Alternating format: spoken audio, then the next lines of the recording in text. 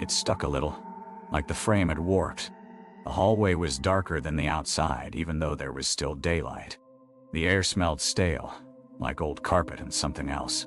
Something like cooking that had happened a long time ago and never quite left. I walked to the mailboxes and looked for the apartment number that matched mine. 307. I found it, the third box from the left. There was a nameplate next to it. My name. My actual full name printed on a small white label. I remember my hands started shaking a little.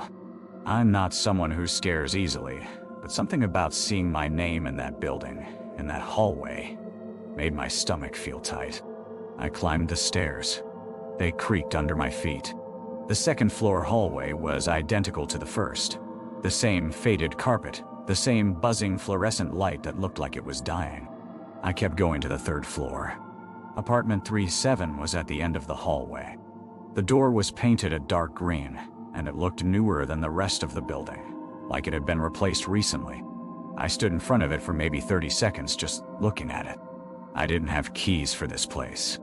I had no reason to think anything was inside, but I could hear something. A sound. It was faint, but it was definitely coming from inside. It sounded like someone moving around. Footsteps, maybe, or something being moved across a floor. And then I heard running water, like a shower or a sink. Someone was in there. I knocked. I don't know why I did that. Some instinct took over. The water stopped immediately. The footsteps I'd heard, if that's what they were, stopped. There was just silence. I waited about 10 seconds. Nothing. I knocked again, harder this time. I heard footsteps approaching the door. They were slow, deliberate. Someone was coming to answer. I felt my pulse in my neck.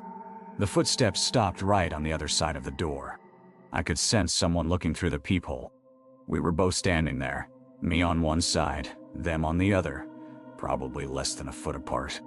Then the footsteps backed away. Slowly. I heard them retreat deeper into the apartment. I knocked again. "Hello," I said. "I'm sorry to bother you. I think there's been some kind of mistake with my address." No response.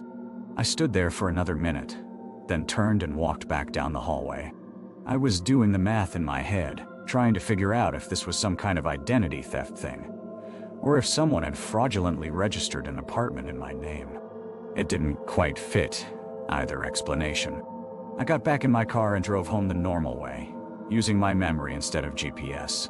The whole drive I was thinking about the sound of those footsteps, how deliberate they were, how they'd stopped right at the door. I didn't go to the police. I didn't really know what I'd report. A person in an